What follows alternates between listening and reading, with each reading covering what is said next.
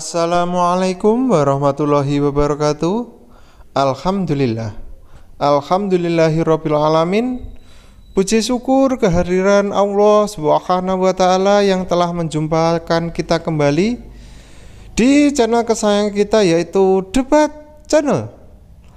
Pada kesempatan kali ini, Debat Channel akan menyajikan sebuah perdebatan yang sangat seru sekali antara Ustadz Zulkifli M. Abbas versus Laskar Kristen, dan juga ada Pak MKC Marnus Kostea yang sangat kocak sekali.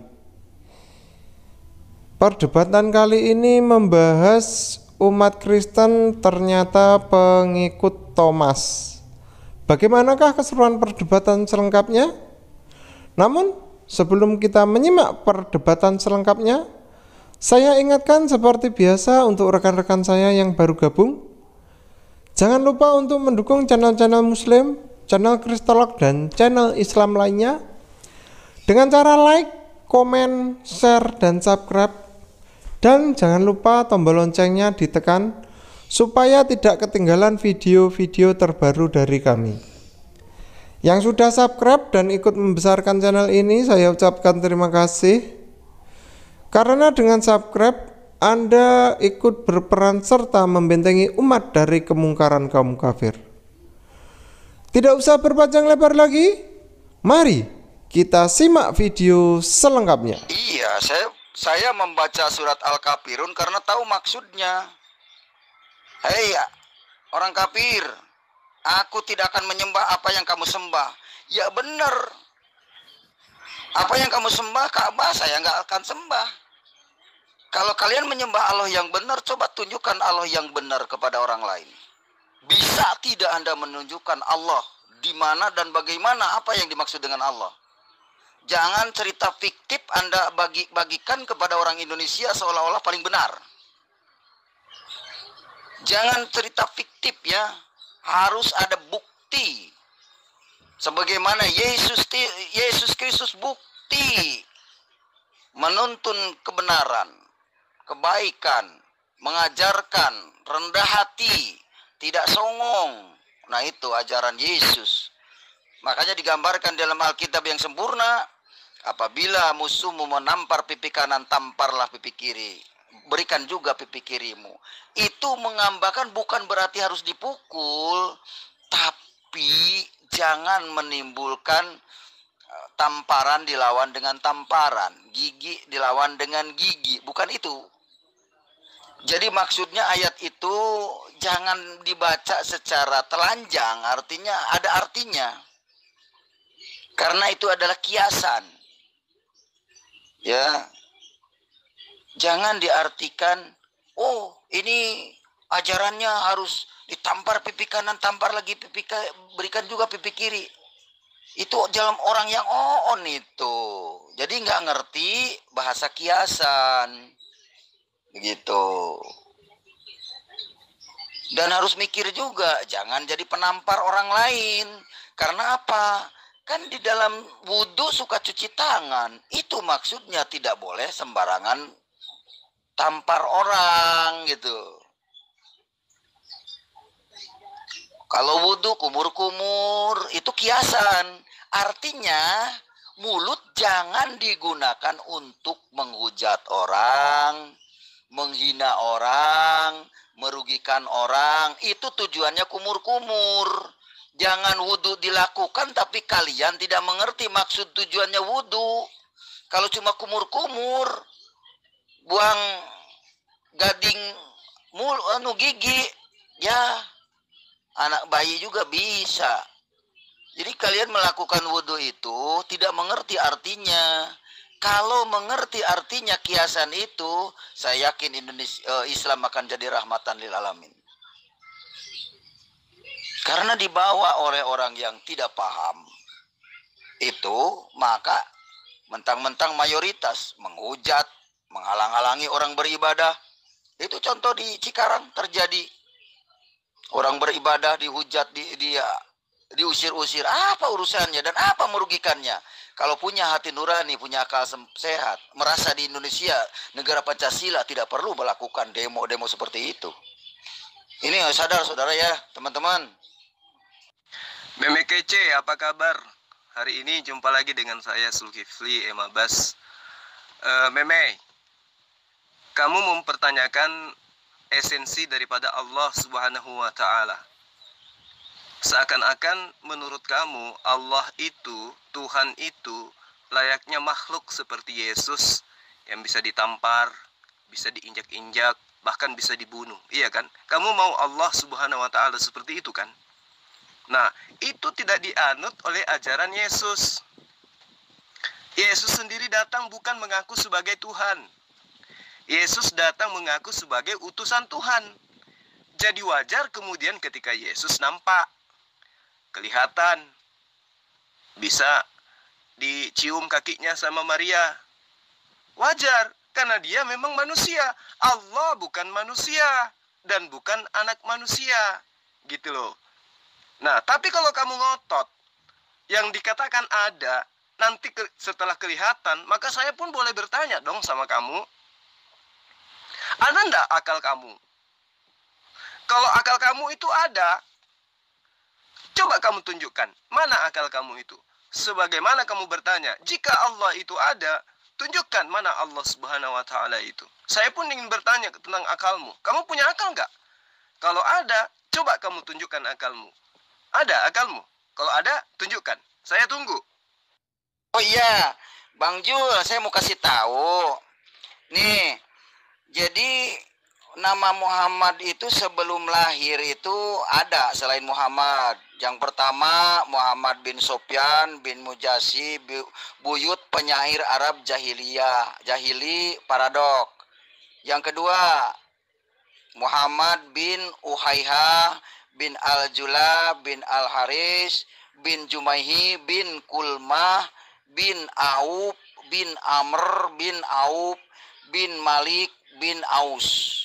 Ketiga Muhammad bin Humar bin Rabia bin, inilah nama-nama Muhammad yang sudah disematkan pada orang Arab sebelum Muhammad bin Abdullah dilahirkan. Ya, kesininya ada juga Muhammad bin Idris, yaitu Imam Syafi'i. Jadi Anda itu jangan ngaco kalau jawab. Tunjukkan ayatnya, hadisnya. Dari mana Anda punya rujukan? Kalau Anda mengatakan tidak ada Muhammad bin Abdullah, tidak ada nama Muhammad sebelum Muhammad lahir. Buktinya ada nih. Ya, dari channel Islam saya buka. Ada ini. Jadi Anda lebih pintar daripada ustadz-ustadz yang lainnya. Bang Jul. Salam, selamat siang Bang Jul. Ketemu ya. Udah sekak mati, nggak bisa. Nggak bisa jawab lagi ya. Anda ini pendusta. Bapaknya pendusta. Anda itu membohongi umat Indonesia sekian banyak dengan bahasa Arabmu. Hey, Bang Zulkifli.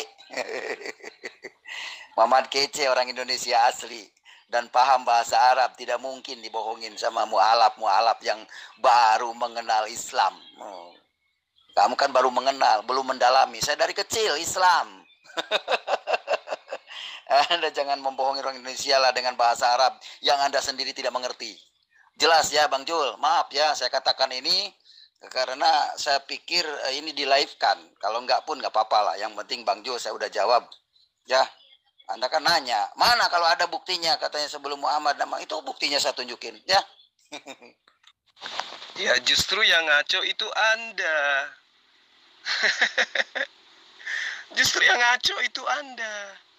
Anda ingin mematahkan argumen saya dengan mencoba membawa-bawa nama silsilah yang tidak jelas adanya dan literal yang kamu gunakan itu tidak jelas. Siapapun bisa ngarang seperti itu.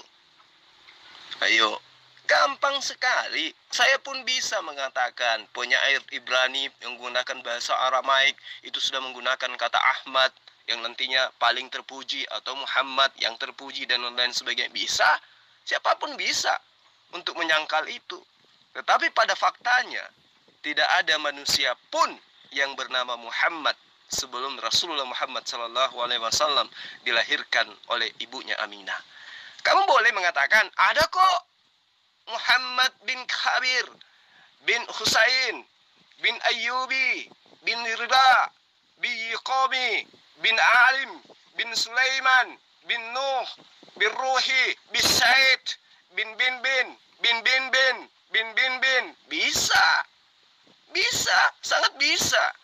Tetapi itu bukan berarti kamu bisa menipu fakta kebenaran yang ada, bahwa tidak ada satu manusia pun yang bernama Ahmad atau Muhammad sebelum Abdullah melahirkan anaknya.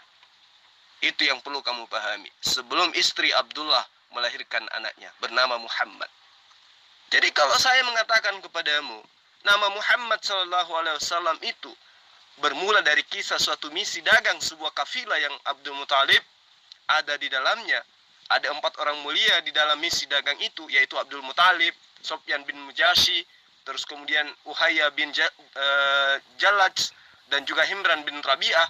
Keempatnya dalam satu misi dagang ke Syria inilah dalam perjalanan itu bertemu dengan seorang pendeta yang memberitahukan bahwa akan lahir Nabi terakhir bernama Muhammad.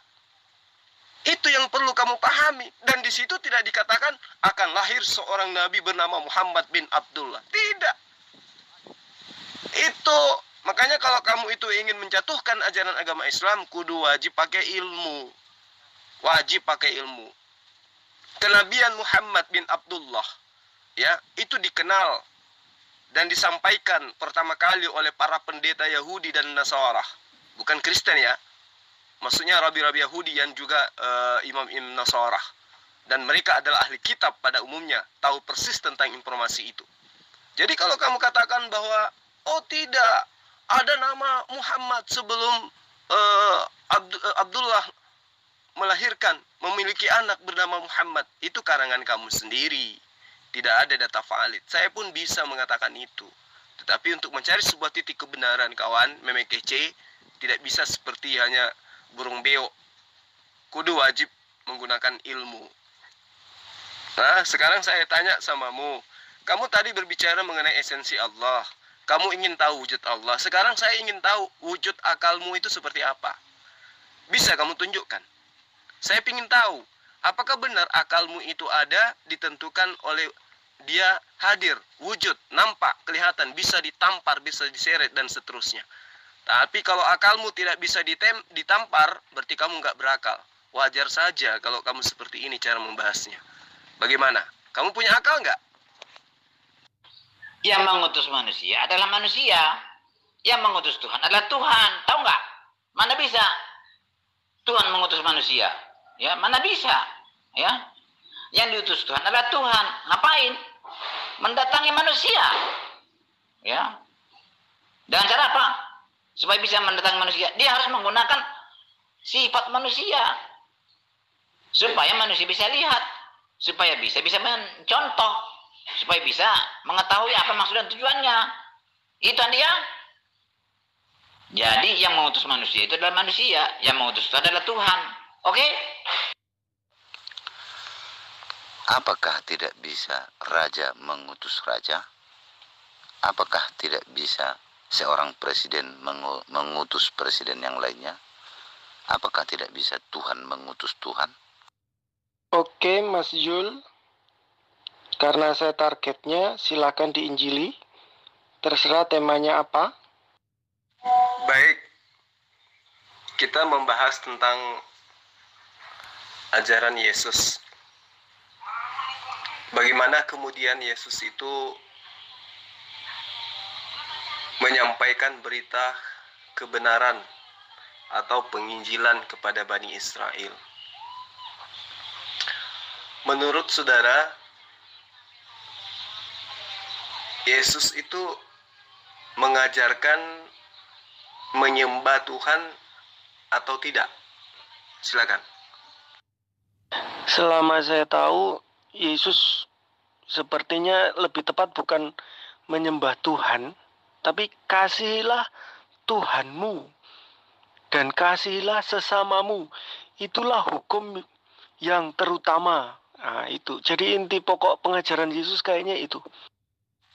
Oke. Kalau Yesus mengajarkan mengasihi Tuhan, Itu maksudnya gimana? Mengasihi Tuhan itu maksudnya gimana ceritanya menurut Anda? Silakan. Kalau sekarang kita berbicara konteks Tuhan dalam arti budaya Yesus waktu itu, maka di dalam budaya Israel, Tuhan yang dimaksud adalah Tuhan Abraham, Ishak, dan Yakub. Selain Tuhan daripada Bani itu adalah penyembah berhala. Bukan Tuhan yang saya sedang bahas, bukan esensi Tuhannya. Tetapi yang sedang saya bahas ini adalah mengasihi Tuhan. Mengasihi Tuhan itu menurut Yesus seperti apa? Menurut pemahaman saudara. Yesus kan katanya Anda tidak menurut Anda tidak mengajarkan menyembah, tetapi mengasihi Tuhan. Nah, mengasihi Tuhan ini menurut pandangan saudara terhadap apa yang Yesus lakukan kepada Bani Israel, kaitannya, hubungannya dengan Tuhan, itu mengasihi Tuhan sekitar pengajaran Yesus itu meliputi hal-hal seperti apa? Contohnya, silakan. Mengasihi Tuhan seperti juga kita mengasihi orang lain itu adalah tidak membuat sakit hati. Jadi pada waktu kita berbicara mengasihi Tuhan, maka kita akan melakukan segala sesuatu yang membuat Tuhan senang, dan jangan melakukan segala sesuatu yang membuat Tuhan bersedih atau kecewa. Contoh dalam hal penyembahan. Pada waktu kita melakukan penyembahan atau melakukan ritual keagamaan seperti penyembah-penyembah berhala, maka Tuhan akan bersedih dan kita tidak mengasihinya. Jadi kita harus menyembah Tuhan Abraham, Ishak, dan Yakub sama seperti mereka menyembah waktu itu. Oke. Nah, kalau itu saya sepakat. Artinya mengasihi Tuhan itu adalah melaksanakan perintahnya dan menjauhi larangannya. Nah, Yesus ketika datang memberikan contoh bagaimana mengasihi Tuhan. Menurut saudara, adakah Yesus mengajarkan Bani Israel mengasihi Tuhan itu adalah mengikuti perintah Paulus untuk menganggap Yesus itu sebagai Tuhan lalu kemudian menyembahnya? Silakan. Menganggap Yesus sebagai Tuhan itu bukan dari Paulus. Jikalau semua surat Paulus kita tiadakan, esensi kekristenan itu tetaplah ada, yaitu Tuhan turun ke dunia untuk menyelamatkan manusia. Dan oleh karena Tuhan Yesus, kita diselamatkan. Itu adalah esensi yang daripada Injil. Jadi kalau saudara bilang Paulus yang mengajarkan penyembahan kepada Tuhan, itu kurang tepat. Karena itu tadi saya bilang, surat Paulus kamu batalkan, kamu buang pun, orang Kristen tetap mempunyai iman yang sama. Oke, kalau demikian, silakan Anda tunjukkan di mana Yesus mengajarkan untuk menyembah dirinya seperti yang kamu lakukan sekarang. Monggo. Kenapa patokannya harus Yesus, sedangkan Yesus mengajarkan rendah hati? Pada waktu ada orang atau contoh presiden, dia Pak Jokowi lah ya. Dia setiap umpamanya jalan ke kampung-kampung, tidak ada dia akan bilang, aku presiden, kamu hormatin aku presiden. Tidak ada. Yang ada jikalau ada suatu presiden atau orang yang sangat terhormat, bilang kayak gitu, adalah nilainya negatif. Orang itu sombong. Jadi kamu jangan berharap untuk Tuhan merengek-rengek, untuk menyembah, untuk semua manusia menyembahnya. Yang ada adalah iblis, yang selalu merengek-rengek untuk manusia selalu tunduk padanya. Jadi kembali ke awal, jikalau engkau menuduh Paulus, kita buang saja kitab Paulus. Tetap esensi orang Kristen dengan Injil yang lain di luar surat Paulus. Esensinya sama imannya. Yesus adalah Tuhan dan Juru Selamat. Ini kita sedang membahas tentang mengasihi Tuhan. Tadi kamu katakan mengasihi Tuhan itu adalah melaksanakan perintahnya. Ada perintah yang dilaksanakan dan menjauhi larangannya. Ada larangan yang tidak dilakukan? Karena menurutmu supaya Tuhan tidak sakit hati, supaya Tuhan tidak kecewa, supaya Tuhan tidak menyesal menciptakan kita selaku manusia. Itu yang saudara definisikan tentang mengasihi Tuhan.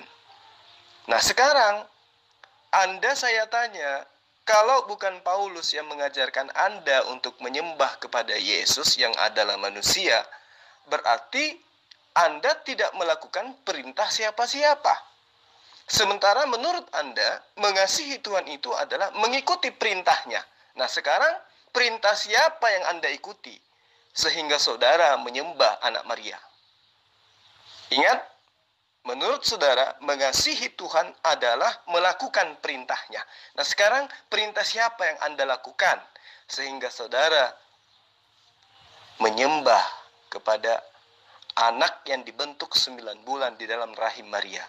Silakan. Penyembahan kepada Tuhan itu sudah terjadi ribuan tahun sebelum Masehi. Dan pada waktu Yesus menerima penyembahan, Yesus tidak pernah menolaknya. Pada waktu Thomas bersujud dan bilang, "Engkau adalah Tuhan Allahku," dan dia bersujud, Yesus tidak menolaknya. Dia menerimanya dan dia tidak melarangnya. Sekarang terjadi 2000 tahun setelahnya, kamu termasuk melarangnya. Kenapa kamu yang melarang? Sedangkan Yesus menerima penyembahan dan pengurapan dari semua orang juga dia diam.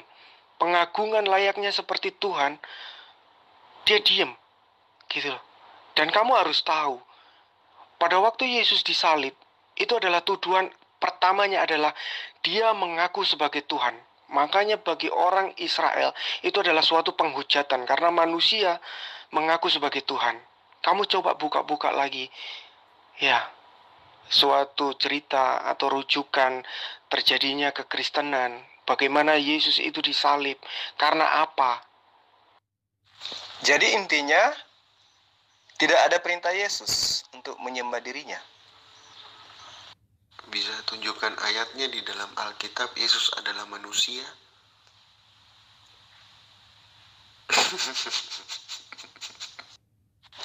Ayatnya banyak di dalam kitabmu. Misalnya Lukas 2 ayat 21. Ketika genap 8 hari, Yesus disunat, kemudian ia diberi nama Yesus. Ya. Yaitu nama yang diberikan oleh seorang malaikat sebelum dikandung oleh ibunya. Yesus dikandung oleh ibunya. Ibunya adalah manusia. Mustahil Maria melahirkan ayam. Pasti dia melahirkan manusia juga. Ya, dan belum ada sejarahnya ayam disunat. Yang disunat itu manusia. Saya kira itu sudah cukup. Intinya, Yesus tidak melarang setiap orang yang menyembahnya. Jadi, kalau kamu mau cari, tidak ada perintah Yesus untuk menyembah, tapi juga tidak ada suatu larangan untuk menyembah Yesus. Bahkan jikalau kamu membaca kitab Wahyu yang ditulis oleh Yohanes, di situ adalah seluruh malaikat di surga, bahkan kurang tepatnya mungkin nanti kamu baca atau saya cari-cari, malaikat di surga itu menyembah tersungkur. Kurang lebih seperti itu kata-katanya. Tapi setahu saya, kalau saudara mengatakan Yesus tidak melarang orang menyembahnya, ya saudara harus membedakan dulu antara terjemahan lama dan terjemahan baru.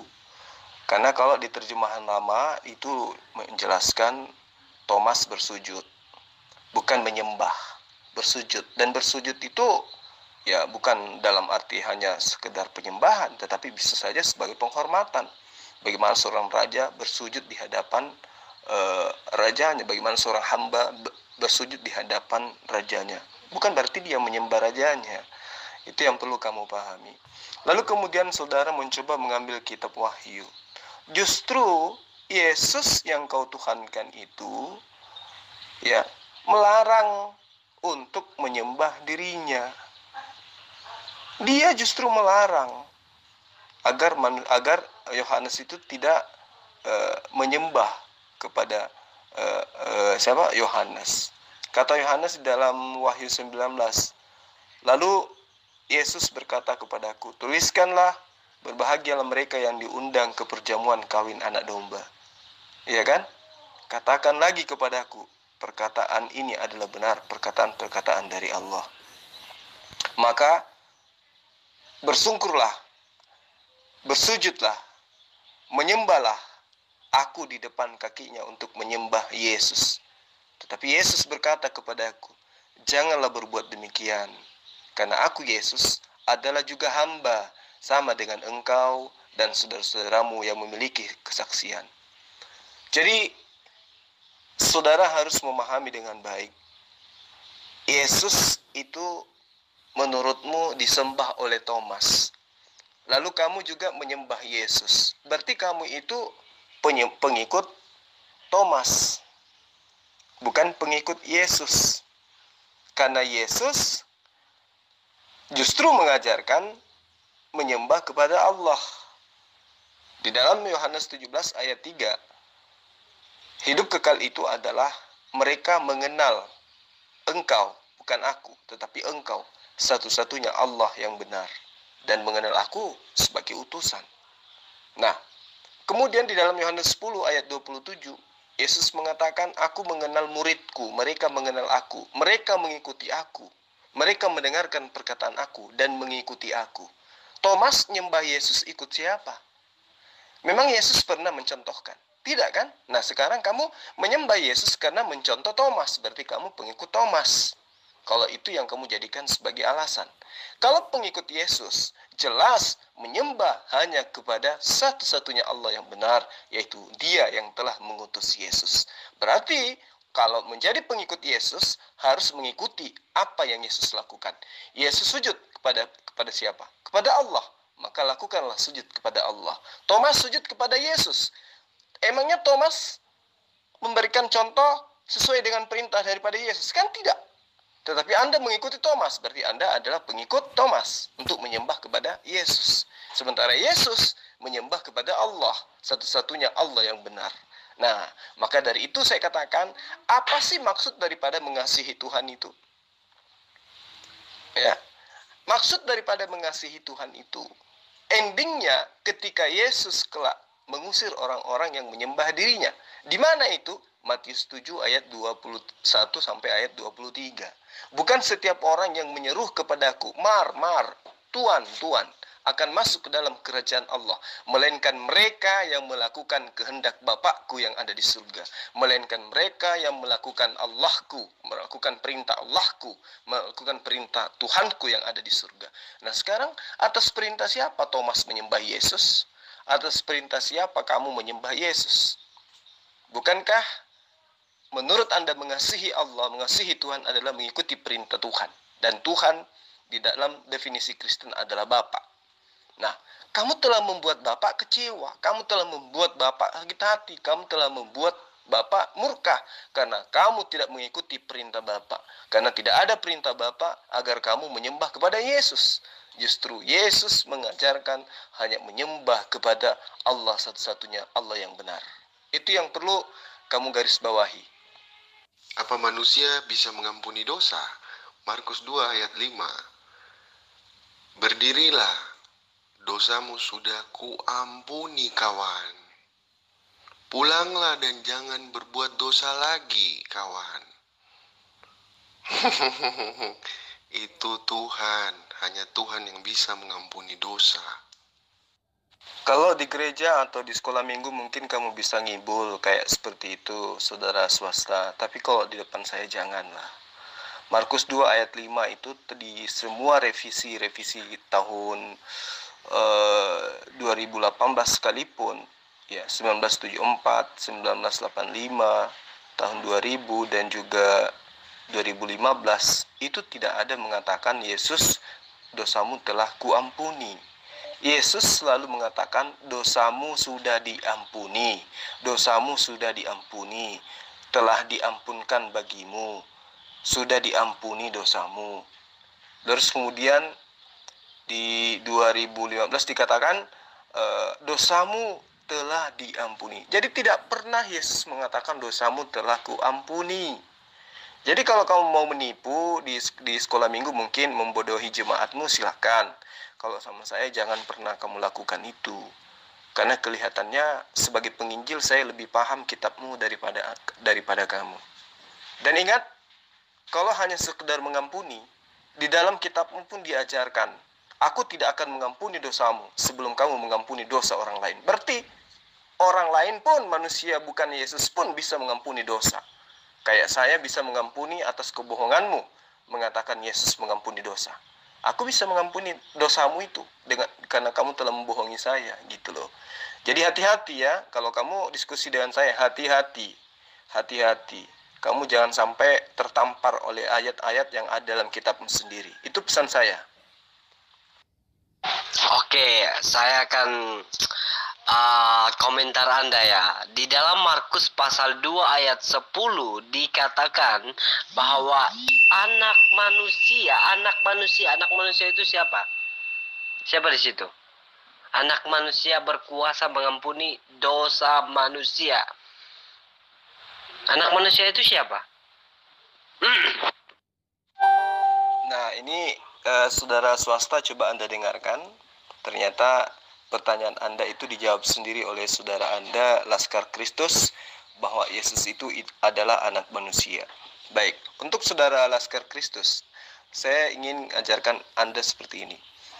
Tetapi supaya kamu tahu bahwa di dunia ini anak manusia berkuasa mengampuni dosa. Berkatalah ia kepada orang lumpuh itu, kepadamu kukatakan, bangunlah, angkatlah tempat tidurmu dan pulanglah ke rumahmu. Memang benar, mukjizat yang diberikan oleh Allah kepada Yesus itu adalah mampu menyembuhkan orang sakit. Orang buta mampu menjadi melihat karena Yesus telah memberi pengobatan. Yesus memberi pengobatan kepada orang lumpuh bisa berjalan. Memang betul. Dan ketika orang pada saat itu ya, mendapat kutukan atau mendapatkan dikategorikan sebagai pendosa, maka seketika mereka itu kena tulah atau seketika mereka itu kena penyakit. Dan tanda-tanda daripada penyakit itu dan tanda-tanda orang yang telah diampuni dosanya itu adalah penyakitnya sembuh. Kan gitu. Nah, Yesus datang menyembuhkan, berarti anak manusia diberi kuasa mujizat untuk menyembuhkan penyakit orang yang sakit, dan itu bukti bahwa telah diampuni dosa tersebut. Tetapi bukan berarti Yesus itulah Tuhan, karena dia telah mengobati, karena dia telah membuat orang yang berdosa tadi itu lepas dari kutukan. Kenapa? Karena di dalam kitab Anda pun dikatakan bahwa Allah tidak akan mengampuni dosamu kalau kamu tidak mengampuni dosa-dosa saudara-saudaramu. Berarti bukan cuma Yesus, Zulkifli pun bisa mengampuni. Saya bisa mengampuni dosa kalian, gitu loh. Kalau kalian punya dosa kepada saya bisa mengampuni kalian. Tetapi dosa kepada Tuhan itu tidak bisa diampuni oleh manusia. Yang punya hak untuk mengampuni itu hanya Tuhan. Kan gitu. Kalau hanya penyakit lumpuh, hanya penyakit buta, kemudian bisa diobati, itu biasa. Tetapi tetapi dosa kepada Allah, seperti musyrik, menyembah kepada berhala, menyembah kepada manusia, itu yang tidak diampuni oleh Allah. Malah itu dikutuk oleh Allah. Nah, makanya saya katakan kepada saudara bahwa Yesus itu benar anak manusia, mampu menyembuhkan, dan kategori penyembuhan pada kala itu adalah bukti bahwa dosa seseorang itu telah diampuni oleh Allah. Dan sayang sekali, Yesus hanya perantara antara pengampunan Allah terhadap hamba-hambanya yang ada di muka bumi ini. Itu jelas dikatakan. Ya, dalam kitabmu sendiri itu dikatakan bahwa kamu tidak akan diampuni sebelum kamu mengampuni dosa-dosa saudara-saudaramu sendiri. Penjelasanmu muter-muter, bro. Jadi pembahasanku yang di atas itu hanya mau menampik bahwa tuduhanmu orang Kristen itu mengikuti ajarannya Paulus. Sehingga aku bilang, kamu buang ajarannya Paulus pun orang Kristen tetap satu imannya. Yesus adalah juru selamat umat manusia. Sudah. Nah, kalau kamu muter lagi, iya toh, bahwa kita ini mengikuti Thomas, kamu buang Thomas pun, intinya ajarannya juga tetap sama. Yesus turun ke dunia untuk menyelamatkan manusia. Karena jikalau kamu baca di Bible Bible ya, bukan di Quran ya. Karena Yesus di Quran dengan Yesus Yesus di Bible itu beda. Jadi kalau kamu baca di Injil, Yesus memberitakan kerajaan Tuhan, kerajaan Allah. Nah kayak gitu. Cuma arti Allah yang di Bible dengan Allahmu bedakan. Jadi jangan kamu sama-samakan. Karena nanti kita akan melenceng. Karena Allah di Quranmu dengan Allah di Bible itu beda sifatnya. Jadi kalau Yesus pada waktu itu di Injil itu memberitakan kerajaan surga, itu yang diberitakan apa? Yaitu Tuhan telah turun menjadi manusia, yaitu dirinya, sehingga pemberitaan itu membuat dia dihukum salib oleh imam-imam Israel. Jadi aku ngomong dari awal tadi, Yesus disalibkan itu karena penghujatan, karena menganggap dirinya setara dengan Tuhan. Gitu bro, oke? Oke, yang pertama yang ingin saya sampaikan kepada saudara, Anda membuang ajaran Paulus, Anda membuang ajaran Thomas, maka Anda akan tetap menyembah kepada Yesus. Padahal Yesus tidak pernah mengajarkan demikian, iya kan? Berarti Anda melakukan sesuatu yang tidak pernah diperintahkan dan diperkatakan oleh Yesus. Sementara Yesus mengatakan, aku mengenal dombaku, dombaku mengenal aku, mereka mendengarkan perkataanku dan mengikuti aku. Nah, kamu tidak mengikuti Thomas, padahal Thomas yang kamu ikuti. Kamu tidak mengikuti Paulus, tapi Paulus yang kamu ikuti. Dan kamu menyembah Yesus itu tanpa perintah daripada Yesus. Berarti kamu bukan muridnya, kan gitu. Karena Yesus mengatakan, aku mengenal muridku, mereka mendengarkan perkataanku dan mengikuti aku. Kamu menyembah Yesus, kamu tidak mengikuti Yesus. Kamu mengikuti Thomas, meskipun kamu katakan dengan mulutmu, meski ajaran Thomas dibuang, ajaran Paulus dibuang, kami Kristen tetap menyembah kepada Yesus. Oke, memang karena itu sudah fakta. Kamu menyembah Yesus karena memang kamu itu pengikut Paulus dan juga pengikut Thomas. Itu nggak bisa kamu pungkiri, karena itu fakta saat ini. Yesus tidak pernah mengajarkan untuk menyembah kepada dirinya. Lalu kemudian Anda mengatakan Yesus datang ke muka bumi ini sebagai Tuhan, menjelma menjadi manusia. Yesus katakan itu di mana? Yesus katakan itu di mana? Yesus justru mengatakan dan mencontohkan, ya, di dalam Matius 4 ayat 17, maka Yesus maju, lalu bersujud dan berdoa, lalu berkata, ya Tuhanku, jikalau sekiranya mungkin, biarlah cawan ini berlalu daripadaku, tetapi janganlah seperti yang kau kehendaki, melainkan melainkan sebuah yang engkau kehendaki. Artinya antara Bapa dan Yesus itu beda.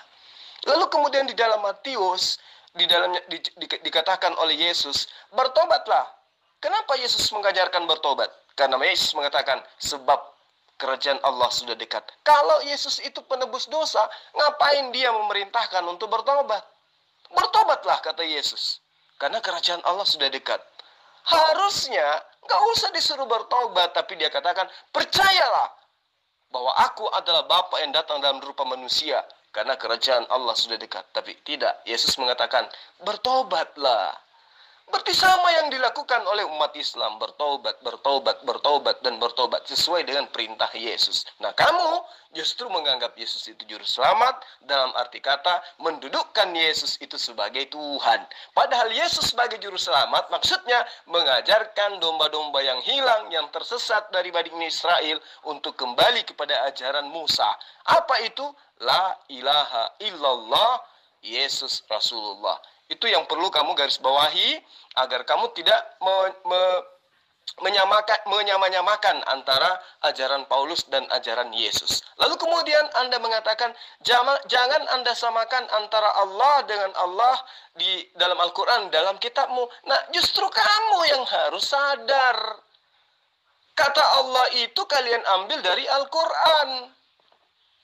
Itu yang perlu kamu pahami.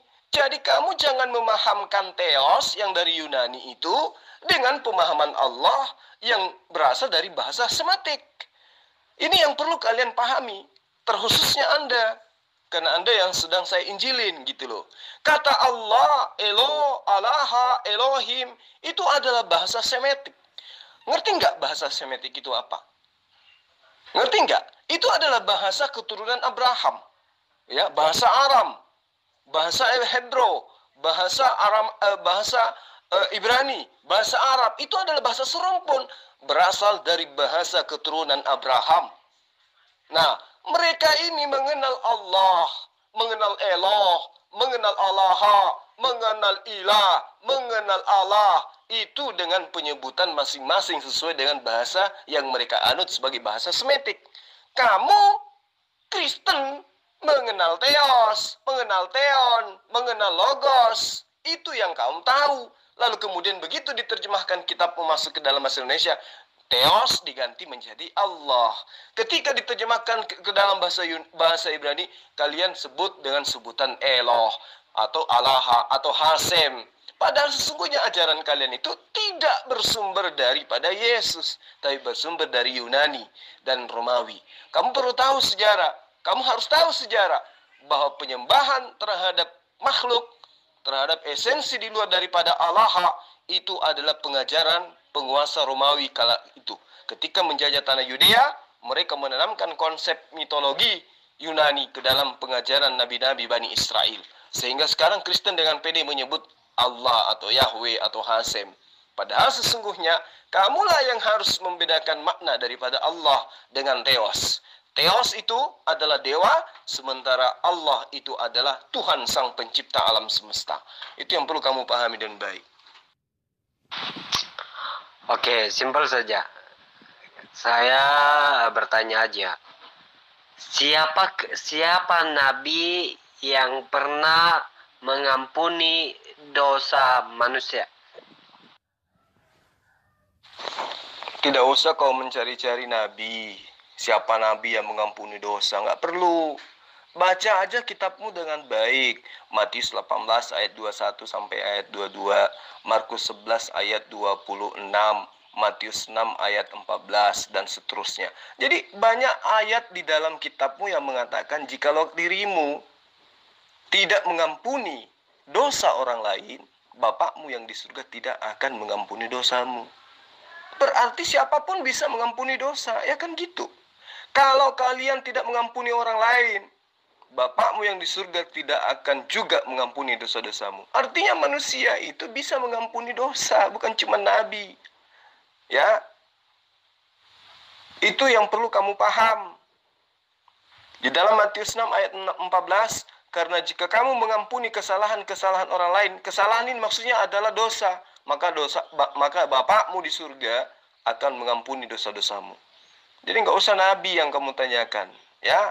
Orang lain pun di dalam kitabmu bisa mengampuni dosa. Jadi berhenti menyembah manusia, menyembah Yesus hanya karena alasan Yesus itu mengampuni dosa. Padahal Yesus tidak pernah sekalipun mengaku, aku telah mengampuni dosamu. Tetapi Yesus mengatakan, dosamu telah diampuni. Oleh siapa? Oleh Bapakku yang ada di surga. Kok bisa? Iya, karena Yesus mengatakan di dalam Yohanes 5 ayat 30, aku tidak dapat berbuat apa-apa dari diriku sendiri. Coba. Jadi bukan Yesus yang mengampuni, tetapi yang mengampuni itu adalah Allah Subhanahu wa ta'ala, yang maha suci lagi maha tinggi. Belajar lagi. Kawan, anak manusia itu gelar, kawan. Ya, gelar di dalam Yesus itu ada banyak. Dalam nama Yesus, ya, anak manusia, anak domba Allah, Immanuel, raja di atas segala raja. Banyak sekali gelar untuk Yesus. Anak manusia itu adalah gelar. Gelar dari mana? Gelar dari nubuatan. Nubuatan siapa? Yesaya, Musa, Abraham, Yakub, dan lain-lain. Di mana? Di dalam Taurat. Itu. Kamu kalau berbicara dengan jemaat gereja atau anak sekolah minggu, boleh kau berbicara seperti itu, silakan. Tapi kalau dengan saya jangan. Ya. Karena kamu akan ditampar kembali dengan pernyataanmu. Kalau kamu menggunakan kitabnya agama orang lain, yaitu agama Yudaism, membawa-bawa Taurat untuk mendudukkan Yesus yang anak yang dikandung 9 bulan itu adalah Tuhan atau Allah, maka pertanyaan saya, kenapa kemudian bukan Yudaism yang memproklamirkan, yang menjadi pelopor pengajaran kekristenan di muka bumi ini? Kenapa harus Roma? Kenapa harus Italia? Kenapa harus Eropa? Sementara yang kamu pakai adalah kitabnya orang Bani Israel, Timur Tengah. Kenapa yang menggaungkan justru Roma? Kenapa Romawi yang menjadi pusat kekristenan? Kenapa Eropa yang menjadi pusat kekristenan? Kenapa bukan Israel? Ya, kalau alasanmu Taurat sudah mengajarkan, telah menubuatkan anak manusia, kamu jangan gila. Kalau di gereja bolehlah kamu mengatakan kayak gitu. Yesaya 9, Yesaya 6, atau Yesaya 53 dan Yesaya manapun itu yang kamu jadikan sebagai acuan, itu merujuk kepada Raja Hezekia.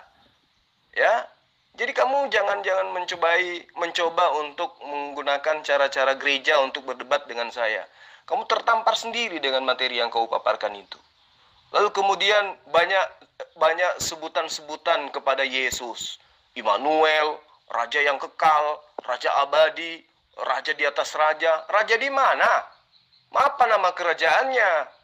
Lawang prajuritnya cuma 11 orang kok. 12 orang, itu pun satu berkhianat. Raja dari mana Yesus itu? Ya, di surga dia cuma duduk di samping kanan Bapa. Lukas mengatakan duduk di samping kanan Bapa. Markus mengatakan berdiri di samping kanan Bapa. Yang mana yang benar? Berdiri, duduk, atau ganti-gantian, habis berdiri, duduk. Begitu seterusnya. Duduk, berdiri, ya. Skup jandong. Jadi berarti dia latihan, berarti ya olahraga dong di sana menurut pengarang-pengarang kitab kamu itu. Jadi kalau kamu belajar, kalau kamu itu ingin berdebat, kamu belajar dulu. Ya, ini grup kalian, ini adalah grup Graha Murtadin. Nah, tuh. Harusnya orang-orang yang murtad itu adalah orang yang memahami Quran dan memahami juga kitabnya. Bukan kayak kalian ini bercerita tidak ada yang sesuai dengan pemahaman apa yang diajarkan oleh Yesus. Kembali kepada pertanyaan saya tadi kepada saudara Kun, apa makna daripada mengasihi Tuhan itu menurut Yesus? Nah, kalian babak belur dengan pertanyaan ini. Kamu muter-muter, bro. Gitu. Oke, gini aja, biar simpelnya gini. Gitu. Gak usah pakai Alkitab. Kamu pikir Yesus disalib itu gara-garanya kenapa? Kamu pikir murid-murid Kristus, murid-murid Yesus yang gak pegang Alkitab, gak pegang yang sekarang kita pegang ini, mereka mati sebagai martir itu kenapa? Coba jelaskan. Kalau menurut kita orang Kristen, Yesus mati karena dia dianggap itu menistakan Tuhan, karena menganggap bahwa dia itu setara dengan Tuhan. Dan murid-muridnya juga mati karena martir mempertahankan imannya bahwa Yesus itu adalah juru selamat mereka. Sekarang jelaskan sesuai dengan imanmu. Jangan ngarang bebas. Oke, kita buang nih semua. Ya, kita lihat dari segi sejarah ini. Yang pertama, saya nggak mutar-mutar. Saya menjelaskan sesuai dengan Alkitabiah. Sebagai seorang penginjil, memang saya harus menjelaskan sejelas-jelas mungkin supaya mudah untuk kamu pahami. Kembali kepada pertanyaanmu, karena kamu sudah tersudut, maka kamu tidak ingin menggunakan secara Alkitabiah. Tapi sebagai penginjil saya tidak bisa lepas dari Alkitab. Karena kenapa? Karena kitabmu itulah yang menjadi rujukan kebenaran. Kalau cuma asumsi kosong, ya, kamu bisa imani, itu lucu. Kenapa saya katakan demikian? Kitabmu kamu nggak imani. Apa yang saya jabarkan kamu nggak imani. Tapi kamu ingin mengimani apa yang saya asumsikan. Saya hanya ingin memberikan satu ayat di dalam kitab yang kalian ambil dari kitabnya Bani Israel. 1 Raja-Raja 18 ayat 13. Apakah Tuanku tidak diberitahu apa yang telah aku lakukan ketika Izebel membunuh nabi-nabi Tuhan? Jadi orang Yahudi, orang-orang terdahulu memang gemar membunuh nabi-nabi. Jika Yesus itu dibunuh, iya wajar. Karena memang kegemaran mereka itu membunuh nabi-nabi Tuhan. Ini gitu. Ya, itu yang perlu kamu pahami. Dan itu tertulis jelas di dalam kitab yang kamu ambil dari agama orang lain, yaitu agama Yahudi. Ya, 1 Raja-Raja 18 ayat 13. Jadi kebiasaan mereka memang itu suka membunuh nabi-nabi. Jadi kalau betul Yesus itu dibunuh, dia adalah nabi, wajar. Karena memang gemar mereka itu membunuh nabi-nabi. Lalu kemudian alasanmu, kami orang Kristen mengimani Yesus itu dibunuh. Padahal di dalam kitab kalian Yesus tidak dibunuh. Kan gitu. Apa buktinya? Coba Anda lihat bagaimana Matius 4, Matius 10, Lukas 4, Lukas 6, Matius 10, Lukas 6 ayat 4. Ya, ada tertulis tentang kamu bahwa Allah akan mengirim malaikat untuk menatang engkau di tangannya agar kakimu tidak terantuk kepada batu. Dan itu terjadi. Berarti kalau kamu mengakui Yesus itu sebagai anak Allah, berarti nubuatan tentang Yesus itu pasti terijabah. Kenapa? Karena sudah dinubuatkan. Di mana itu dinubuatkan? Mazmur 91 ayat 1 sampai ayat 16 kamu baca satu perikop, kamu akan menemukan bahwa Allah tidak mungkin membiarkan Yesus itu mati. Jangankan mati, kena kurap pun Tuhan tidak izinkan sesuai dengan ayat tersebut. Lalu kemudian Anda mengatakan kalau Yesus itu dibunuh karena Yesus menyetarakan dirinya dengan Allah. Kamu lupa, Yesus telah mengklarifikasi dengan jelas. Aku mengaku Tuhan itu, kenapa? Karena di dalam kitab Tauratmu dikatakan, siapapun yang diserahi tugas untuk menyampaikan firman, maka dia adalah Tuhan, maka dia adalah Allah. Maka kemudian orang-orang Yahudi pada saat itu ingin melempari Yesus, ingin membunuh Yesus. Karena Yesus mereka tuduhkan telah menyamakan dirinya dengan Tuhan. Padahal Yesus sudah klarifikasi, aku bukan menyamakan diriku sebagai dengan Tuhan, tetapi aku ini penyampai firman. Sementara di dalam kitab Tauratmu dikatakan, siapapun yang diserahi tugas untuk menyampaikan firman, maka dia adalah Tuhan, maka dia adalah Allah. Berarti aku boleh mengaku Allah, boleh menyatakan diriku sebagai Allah, sama yang dilakukan oleh Muhammad SAW dalam Al-Quran. Innani ana Allah. Rasulullah Muhammad SAW berkata kepada para sahabatnya, sesungguhnya aku ini adalah Allah. La ilaha illana, kata Muhammad. Tidak ada Tuhan selain aku, kata Muhammad. Ya, berarti apakah Muhammad itu Tuhan? Bukan. Muhammad, Yesus, Musa, Abraham, Ishak, Yakub, mereka itu semua hanya penyampai firman. Jadi apa yang mereka dengar, itu yang mereka ucapkan. Makanya di Wahyu 1 Yesus mengatakan, akulah Alfa dan Omega. Nah, siapa yang Alfa dan Omega di situ? Allah. Siapa yang memerintahkan Yesus mengatakan Alfa dan Omega? Allah. Di mana Yesus mengatakan itu? Yohanes 12 ayat 49. Aku tidak berkata-kata dari diriku sendiri. Apa yang aku katakan adalah apa yang diperintahkan oleh Tuhanku untuk aku katakan dan aku sampaikan. Berarti Yesus menyampaikan akulah Alfa dan Omega itu atas perintah Tuhan. Dan yang dimaksud Alfa dan Omega di situ bukan Yesus, tetapi Tuhan yang telah mengajarkan kepada dia untuk mengatakan itu, bahwa Allah satu-satunya Tuhan yang benar. Makanya Yesus mengatakan hidup kekal itu adalah mereka Bani Israel mengenal engkau satu-satunya Allah yang benar. Nah, itu yang perlu kamu pahami dengan baik. Jadi kamu harus banyak belajar kalau ingin ikut debat lintas agama. Pelajari kitabmu, kuasai kitabmu. Jangan sampai saya lebih menguasai daripada Anda. Si Jul memang begitu gayanya, bro. Dia mau menggiring orang tuh dalam opini dia. Dia mau menggiring opini. Itu memang udah jurus dia, bro. Makanya debat sama dia tuh nggak ada gunanya. Si botol menongol lagi nih. Lu lihat di Wahyu tuh, Yesus di sana mengaku Alfa dan Omega. Akulah Alfa dan Omega, yang awal dan yang akhir. Yesus mengatakan bahwa dia akan menjadi Allah buat umatnya di sana. Jadi itu kan yang Yesus tidak yang menolak penyembahan itu bukan Yesus, itu malaikat yang menyampaikan wahyu Yesus. Kamu ini botol, benar-benar botol. Si Nabi Lut, yang kamu anggap Yesus mengatakan aku adalah Alfa dan Omega itu adalah firman Allah yang diperintahkan oleh Allah untuk Yesus katakan. Baca ayat pertama. Inilah wahyu Yesus Kristus yang diberikan Allah kepadanya, supaya disampaikan kepada hamba-hambanya apa yang harus segera terjadi. Jadi Allah memerintahkan Yesus untuk menyampaikan firman. Ini pernyataan Yohanes.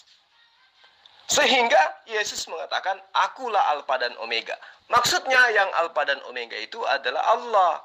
Karena Yesus tidak berkata-kata dari dirinya sendiri. Apa yang Yesus katakan adalah apa yang diperintahkan oleh Allah untuk Yesus sampaikan. Makanya di dalam Yohanes 17 ayat 8, segala firman yang engkau berikan kepada aku, kata Yesus, telah aku sampaikan kepada mereka. Nah, berarti firman yang Yesus katakan, akulah Alfa dan Omega, itu adalah firman yang diterima dari Allah untuk Yesus sampaikan bahwa Allah itu awal dan akhir.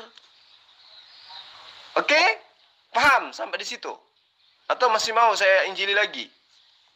Aduh, botolnya kamu. Yang menggaungkan pertama adalah orang Yahudi, yaitu Paulus, yaitu Petrus. Itu murid-muridnya orang Yahudi. Jadi mereka menggaungkan kesananya, kalaupun orang Yahudi tidak percaya, itu setelah mereka sekian lama tahun. Tapi yang menggaungkan Yesus adalah Tuhan, itu awalnya adalah murid-muridnya Yesus, yaitu Yohanes, Petrus. Mereka orang Yahudi. Kok kamu jadi botol banget? Kamu juga kalau berbicara itu, apalagi dengan saya, kamu harus dibekali dengan ilmu dulu. Bagaimana kemudian Yesus memberitakan kepada murid-muridnya yang asli akan datang kepada mereka, ya, murid-murid palsu atau pemimpi-pemimpi palsu yang membawa-bawa nama Yesus, mengaku Mesias dan lain-lain sebagainya. Kata Yesus di dalam kitabmu sendiri, ya, bahwa waspadalah, akan datang pengajar-pengajar palsu. Ya, dia berasal dari tengah-tengah kita, namun dia bukan sungguh-sungguh dari kita. Itu pernyataan Yesus loh dalam kitabmu. Iya kan? Namun sebelum itu terjadi, kata Yesus dalam Lukas 21 ayat 12, kalian semua akan dianiaya. Kalian semua akan ditangkap. Kalian semua akan dimasukkan ke rumah-rumah ibadat. Nah, siapa pelakunya? Ya pengarang-pengarang kitabmu lah. Dan kalau yang perlu kamu pahami dengan baik, kitab yang kamu kitabkan sekarang itu bukan pengajaran Yesus. Yesus tidak pernah mengajarkan catatan-catatan Lukas, tidak pernah mengajarkan kitab Lukas, tidak pernah mengajarkan kitab Markus, tidak pernah mengajarkan kitab Yohanes, tidak pernah. Yesus tidak pernah mengajarkan kitab itu. Kitab Kristen tidak pernah. Yesus mengajarkan firman Allah. Dan firman Allah yang diajarkan oleh Yesus itu bukan dalam bentuk bahasa Yunani, bukan. Yesus menyampaikan sesuai dengan bahasa kaumnya. Dan tentu itu adalah bahasa Aram. Minimal dia menggunakan bahasa Ibrani. Itu yang perlu kamu pahami. Jadi kalau ada yang menggaungkan Yesus itu adalah Tuhan dan itu kau katakan murid, itu murid palsu. Makanya di dalam Ulangan 18 ayat 18, Ulangan 18 ayat 20 maksud saya, jika ada seorang yang terlalu berani berkata sesuatu yang mengatakan bahwa itu adalah firman Tuhan tetapi berasal dari dirinya sendiri, maka nabi itu harus mati. Ya toh? Nah, apa yang terjadi kepada pengarang-pengarang kitabmu? Semua mati mengenaskan, bukan? Karena mereka menulis bukan firman Tuhan, tetapi mereka mengaku itu adalah firman Tuhan. Seperti yang 1 Korintus Paulus akui, apa yang aku katakan bukan sebagai firman Tuhan, tetapi yang kukatakan adalah keperkataan orang yang bodoh. Di dalam kelicikanku aku menipu kamu, kata Paulus. Itu yang perlu kamu pahami. Dan kalaupun kamu tetap ngotot, nah sekarang kamu tunjukkan di mana Yesus mengajarkan akan datangnya seorang rasul bernama Paulus, bernama Lukas, bernama Markus. Di mana? Kapan itu Yesus ajarkan itu? Nggak ada kan? Jadi yang perlu kamu pahami, kamu pelajari sejarah abad pertama, bagaimana kemudian pengikut-pengikut Nabi Isa atau Yesus itu dibawa tekanan penjajah kekaisaran Romawi. Jadi adanya kekuatan yang dibawa oleh penjajah bersama dengan ajaran politeisme, yaitu ajaran penyembahan terhadap banyak dewa, dan juga ajaran Hellenisme Stoa, yang perlu kamu pahami bahwa itulah yang awal mula menjadi kekristenan kemudian. Nah, mengambil ajaran-ajaran dari Bani Israel. Yang tadinya Theos berubah menjadi Elohim, yang tadinya Theon berubah menjadi Ilahi, dan seterusnya. Jadi kamu harus banyak belajar, ya. Paulus itu, Yesus tidak pernah mengajarkan tentang datangnya seorang rasul bernama Paulus. Makanya di awal saya katakan dengan teman kamu itu, kalau kamu ingin diinjili, coba kamu kasih definisi mengasihi Tuhan itu maksudnya apa. Katanya mengasihi Tuhan itu adalah tidak menyakiti hati Tuhan. Tuhan melakukan perintahnya. Nah, saya tanya, mana perintah Yesus menyembah Yesus? Gak ada. Tapi perintah Yesus untuk menyembah kepada Allah ada? Ada. Kenapa kalian tidak taati? Karena kalian Kristen. Kok bisa? Iya, karena Kristen itu adalah anti Yesus. Mereka adalah pengikut Paulus, tapi mulutnya mengatakan kami ini pengikut Yesus. Kalau Anda pengikut Yesus, maka Anda akan menjadi seorang Muslim. Karena Yesus bersahadat, Yesus berpuasa, Yesus bersunat, Yesus sholat, Yesus bertobat, Yesus mengajarkan tutup aurat dan seterusnya. Tidak seperti kalian. Yang kalian anut itu ajaran pagan. Yesus tidak mengajarkan itu. Terlalu panjang, bro. Kamu satu pembahasan aja. Dari kamu ngomong puter-puter itu aku cuma dengar setengah. Iya toh. Tapi sudah mencerminkan kamu tidak tahu sejarah kekristenan. Siapa bilang kekristenan ini bukan orang Yahudi? Kamu pikir muridnya Yesus itu orang mana kalau bukan orang Yahudi? Gitu loh. Kalau kamu tanya kenapa harus Roma, loh, pusat kekristenan itu bukan Roma, bro. Itu adalah Antioquia, Syria, Yerusalem, Konstantin. Tapi semuanya itu udah dijajah sama Islam, dihancurkan. Kamu tahu kan, pada waktu Islam berkuasa, semuanya orang yang nggak sepemahaman dibunuh dan diusir. Makanya kenapa tersisa Roma? Karena waktu itu kekhalifahan nggak bisa sampai Eropa, kalah-kalah terus. Kamu paham enggak? Jadi kamu salah dari awal kamu ngomong Allah itu punyanya Islam.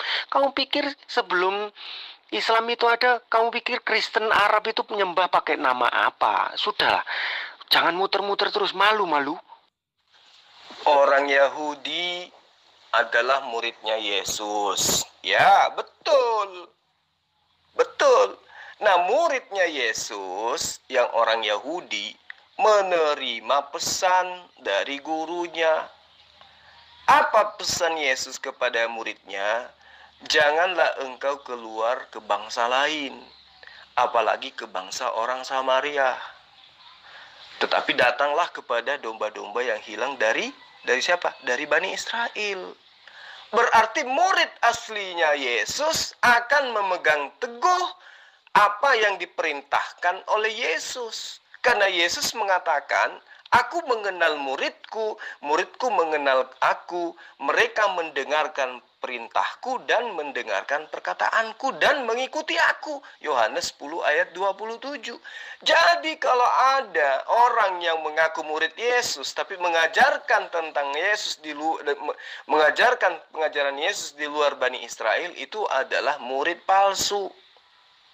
Atau rasul palsu, atau nabi palsu. Itu pasti, karena murid asli sudah mendapat amanat.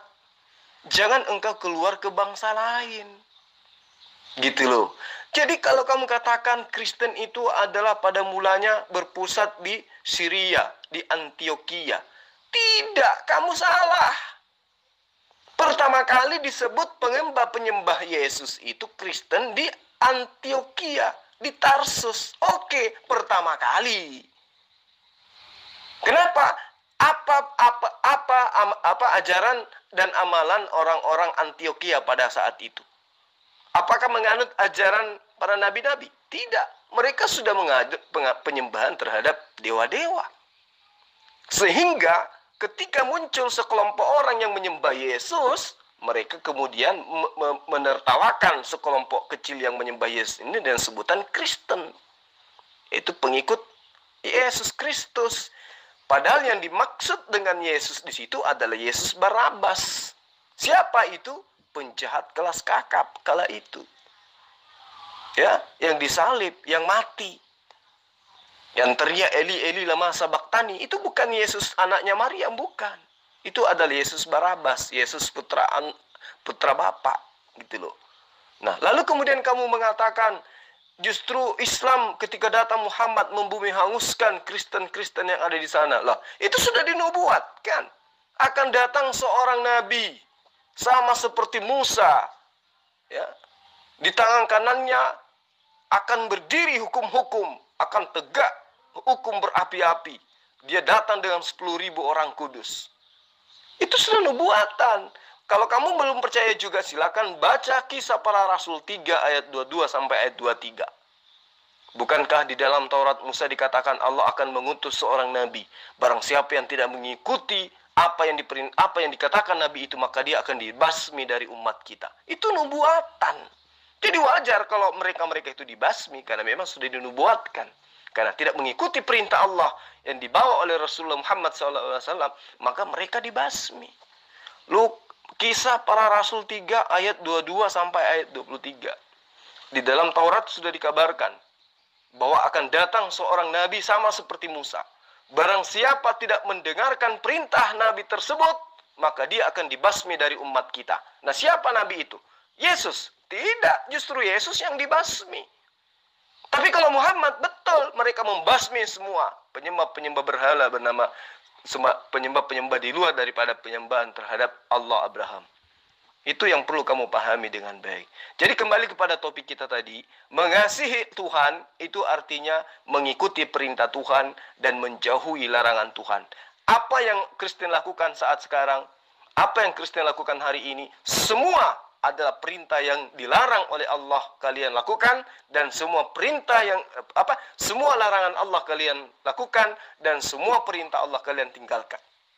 Jadi kalian itu bukan mengasihi Allah, tetapi ingkar terhadap Allah. Itu yang perlu kamu pahami, dan itu yang perlu kamu pikirkan dan renungkan. Apakah benar apa yang saya katakan? Bahwa kalian menyembah Yesus itu karena kalian ingkar kepada Allah. Kalian ibadah hari Minggu itu karena kalian ingkar kepada perintah Allah. Kalian makan babi itu karena kalian ingkar terhadap perintah Allah. Kalian menuhankan, merasulkan Paulus dan kawan-kawannya itu karena ingkar terhadap Allah. Karena itulah kemudian kalian akan diusir kelak. Karena itulah kalian disebut sebagai penjahat. Ya, semoga diskusi kita pada malam hari ini bisa kamu renungkan dengan baik, bahwa mengasihi Tuhan itu artinya adalah mengikuti instruksi Yesus, yaitu menyembah hanya kepada Allah, berpuasa, sujud dalam beribadah, sunat, bertaubat, dan seterusnya. Itu baru dikatakan sebagai pengikut Yesus. Di luar daripada itu adalah antikristus atau fikar Kristus. Silakan belajar lagi. Bang Zul, jangan panjang-panjang, iya kan? Saya kalau sudah nemu di depannya, saya nggak akan dengarkan lagi. Nah, seperti ini, kamu bilang ngajarin kita pakai Bible. Itu 3 miliar orang Kristen Katolik pegang Bible yang sama, itu imannya sama. Yesus adalah juru selamat dunia. Sudah. Sedangkan jikalau Bible itu, Injil itu dipegang oleh orang Muslim, pengertiannya lain. Sekarang saya tanya, gitu loh, apakah 3 miliar itu salah semua karena kamu? Gitu loh. Ini yang salah Bible-nya atau otaknya kamu? Nah, itu harus kamu renungkan. Kamu harus berpikir, iya, kita orang Muslim, kenapa mengartikan Bible beda dengan 3 miliar mereka? Gitu loh. Harusnya kamu begitu. Jangan kamu itu disalah-salahkan. Gitu loh. Ya, jadi harap paham. Itu logika sederhananya begitu. Aku tidak mau bahas terlalu rumit. Karena apa? Rumit-rumit nanti kamu tidak paham. Gitu. Karena dari atas-atas ini tadi kamu tidak paham. Kamu nggak perlu menggurui saya. Saya dalam menginjili memang harus saya jelaskan secara lengkap. Nggak mungkin sepotong-sepotong. Sedangkan secara lengkap, terinci, sistematis saya menjelaskan, Anda tidak paham. Malah lari kemana-mana, nggak mau menggunakan kitab lah, mau mengambil sejarah lah, dan seterusnya. Tapi saya maklum itu. Kalian bangga. Kalian berjumlah 3 miliar. Apakah semuanya salah? Apakah semua sesat? Apakah semua akan masuk neraka?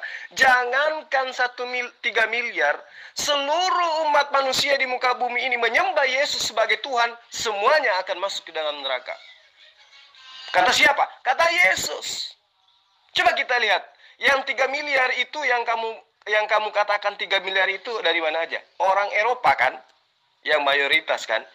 Nah, mereka itu adalah orang kaya-kaya kan? Maka wajar kemudian ketika Yesus mengatakan di dalam kitabmu, lagi-lagi di dalam kitabmu loh. Bukan dalam kitabku, tapi dalam kitabmu. yang kamu kitabkan, yang kamu jadikan sebagai acuan. Katanya firman Tuhan. Yesus mengatakan di dalam Matius 19. Apa kata Yesus? Ya, sekali lagi aku berkata kepadamu, kata Yesus, lebih mudah seekor onta melewati lubang jarum daripada seorang kaya masuk ke dalam kerajaan Allah. Bayangkan aja, 3 miliar itu rata-rata orang kaya. Dan kata Yesus, lebih mudah seekor onta masuk ke dalam lubang jarum daripada orang Kristen yang kaya masuk ke dalam kerajaan Tuhan. Bayangkan aja tuh. Jadi jangan kamu bangga. Kamu pikir 3 miliar itu karena percaya kepada Yesus juru selamat dunia masuk ke dalam surga. Tidak, tunggu dulu. Pahami dulu apa yang Yesus ajarkan. Lebih mudah onta masuk ke dalam lubang jarum dibandingkan orang kaya masuk ke dalam surga. Nah, apa tuh? Kalian orang Eropa kaya, orang Cina kaya, orang menguasai dunia ini adalah rata-rata orang Kristen, penyembah Yesus. Dan itu lebih susah masuk ke dalam kerajaan surga daripada onta masuk ke dalam jarum. Dengan kata lain, onta itu tidak mungkin masuk ke dalam lubang jarum. Onta aja nggak mungkin, apalagi kalian, kan gitu. Itu definisi sederhananya. Lalu kemudian Anda mengatakan, apakah mungkin 3 miliar ini sesat hanya gara-gara Zulkifli? Bukan. Kalian 3 miliar itu sesat karena Yesus tidak mengajarkan apa yang kalian ajarkan, apa yang kalian anut. Yesus jelas-jelas nyata mencontohkan sunat, puasa, ibadah hari Sabtu, nyembah hanya kepada satu Tuhan, mengakui dirinya hanya sebagai utusan Tuhan, sebagai Rasul Tuhan. Tetapi kalian ingkar terhadap itu. Kalian mengatakan Yesus itu adalah jelmaan Tuhan yang datang dalam rupa manusia. Iya kan? Sementara Yesaya 43 ayat 10, Allah sendiri mengatakan kepada Yesaya, kaulah jadi saksiku. Tidak ada Allah yang dibentuk sebelum aku dan tidak akan ada Allah yang dibentuk setelahku. Tapi apa yang terjadi dalam Kristen? Ternyata Allah dibentuk 9 bulan di dalam rahim seorang wanita bernama Maria, kemudian menjadi manusia. Apakah itu tidak bertentangan antara pernyataan Allah di dalam kitabnya orang Yahudi? Tentu bertentangan. Maka jangan heran ketika 3 miliar itu tidak ada orang Yahudi asli yang menjadi Kristen, kecuali yang turunan. Ya, ada darah Israelnya, ada darah Bani Israelnya. Tetapi yang tulen asli memegang teguh kepada kitab Tanakh tidak akan mungkin mengganti Allah menjadi Theos, yaitu Yesus. Belajar lagi. Ini aja, dipersingkat aja. Oke, anggap aja kita salah. Terus maumu gimana? Kita suruh nyembah apa ini? Oke, kita ndak usah nyembah Yesus sudah. Kamu suruh kita nyembah apa? Wes, simple ini, buru malam ini. Loh, kok jadi bingung? Emang Yesus nyuruh, Yesus itu memang perintahkan Bani Israel nyembah kepada siapa? Kepada dirinya atau kepada Allah? Jangan menurut saya, tapi menurut Yesus. Shema Israel, Adonai Eloheinu, Adonai Ahad. Kepada siapa Yesus menyembah? Kepada siapa Yesus berdoa? Kepada siapa Yesus memohon? Kepada siapa Yesus meminta? Kepada siapa Yesus bersujud? Kesitulah kamu menyembah. Kesitulah kamu bersujud. Kesitulah kamu berdoa. Kesitulah kamu menghambakan diri. Simple kan? Dan Yesus tidak pernah menyembah Yesus. Yesus menyembah kepada Allah. Yesus menyembah kepada Elohim. Yesus menyembah kepada Hasem.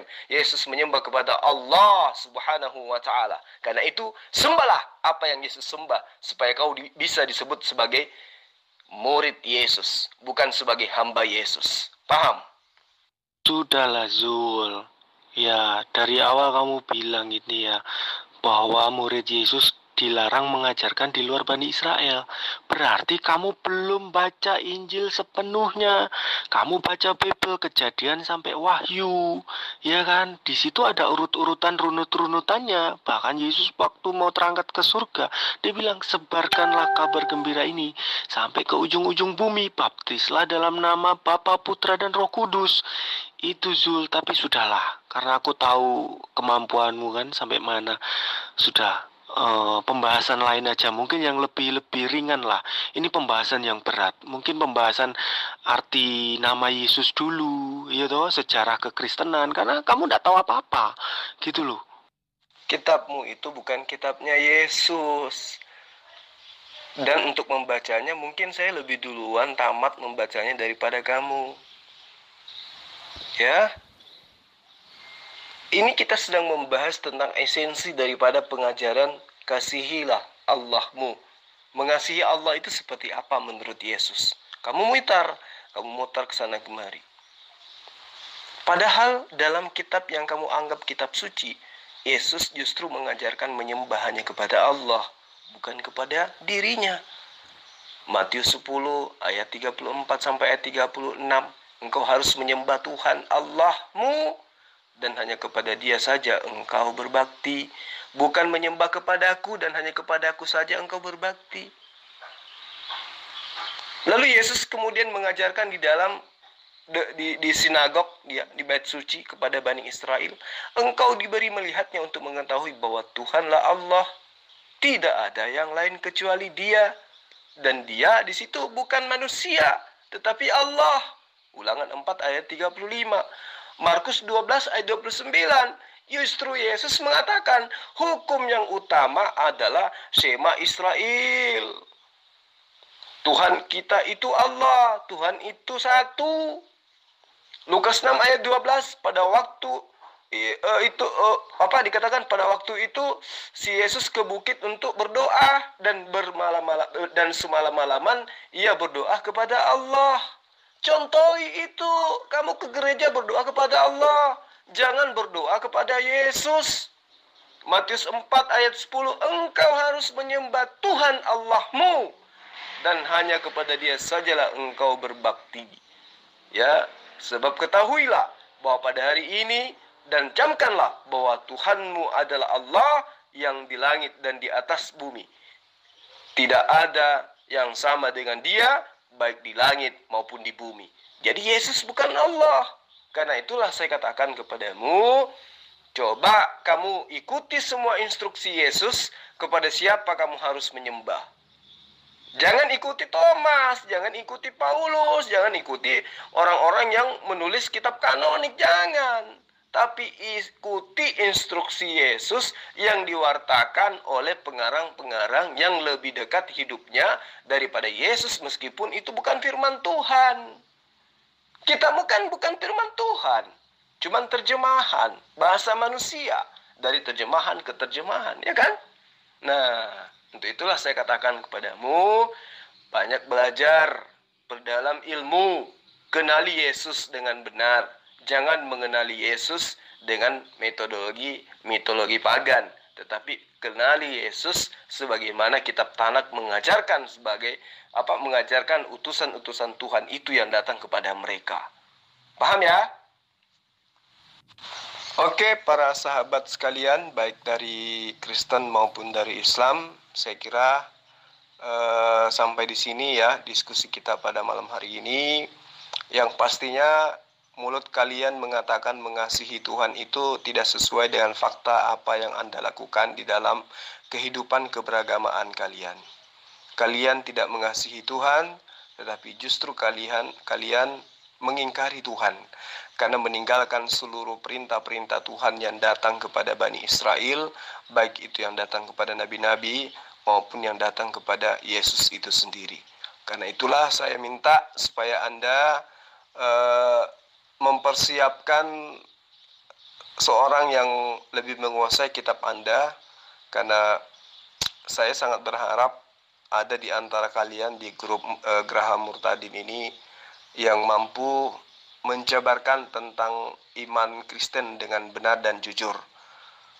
Bukan seperti saudara Laskar Kristus dan juga siapa tadi, Silut dan juga Sikun, ya. Karena saking histerisnya dia nggak mau kitabnya dibahas, dia tidak mau mendengarkan VN saya sampai selesai. Tapi itu memang saya maklumi karena kebenaran itu memang pahit. Saya kira begitu ya. Saya akhiri materi ini, materi di mana jelas sekali kalian tidak mengasihi Tuhan. tetapi mengasihi Paulus, karena kalian melakukan perintah-perintah Paulus. Sekira seperti itu. Salam satu Tuhan dari saya. Assalamualaikum warahmatullahi wabarakatuh dan selamat malam.